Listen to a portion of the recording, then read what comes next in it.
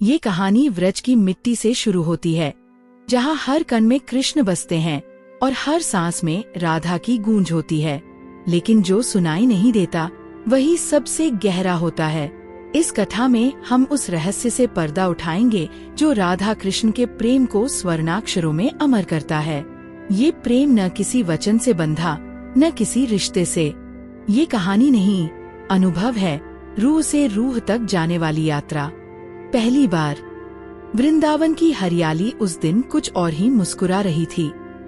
यमुना की लहरें शरारती होकर किनारे से टकरा रही थीं, और वंशीवट के नीचे खड़ा था एक बालक, सावला, घुंघराले बाल और हाथ में बांसुरी। कृष्ण। वही बरसाने से आई थी एक किशोरी, गंगा सी पावन, चंद्रमा सी शीतल। राधा। जब उनकी नजरें मिली तो समय ठहर गया। तुम कौन हो? राधा ने पूछा। मैं वही हूँ जिसे तुम हर जन्म में ढूंढती हो। कृष्ण मुस्कुराए। राधा चौंकी नहीं, वो बस चुपचाप बैठ गईं, जैसे आत्मा ने आत्मा को पहचान लिया हो। वो पहली मुलाकात नहीं थी, वो पहली स्मृति थी। कोई चीज जाग गई थी दोनों में, जैसे कोई पुराना गीत दोबारा सुनाई दिया हो। बांसुरी और नर्तन। राधा का मन अब वृंदावन की गलियों में ही भटकता। हर दिन वो उस वृक्ष के नीचे जाती जहाँ कृष्ण बांसुरी बजाते। वो धुनें, वो स्वर, वो शब्दों से परे संवाद था। एक दिन कृष्ण ने राधा से कहा, गोपियों के साथ आज रास होगा, क्या तुम भी आओगी? राधा ने मुस्कुराकर सिर झुका दिया। रास उस रात केवल नृत्य नहीं था, वो आत्माओं का मिलन था।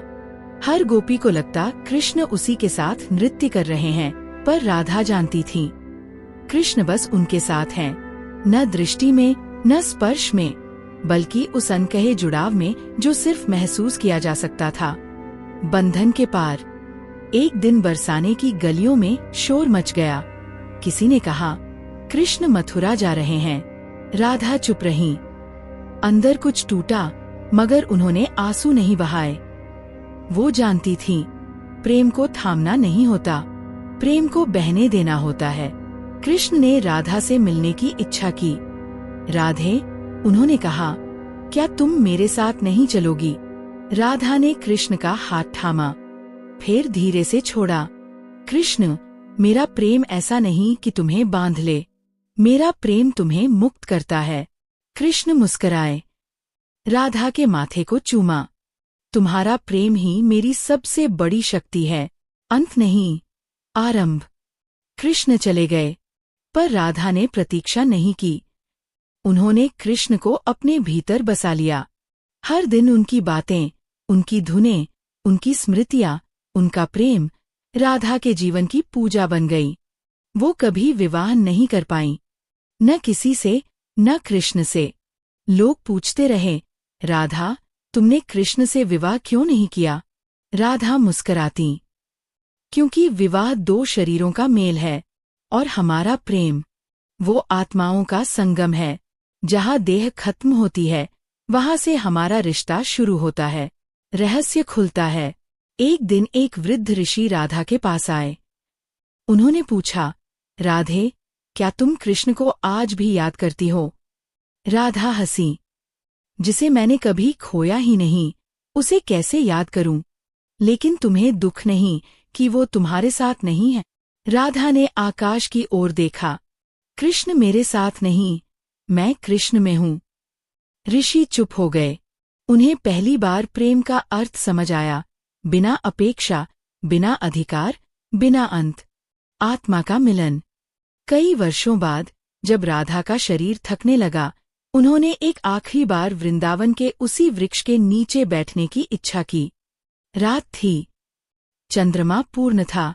अचानक बांसुरी की धुन सुनाई दी। वही स्वर, वही राग। राधा ने आंखें बंद कर लीं।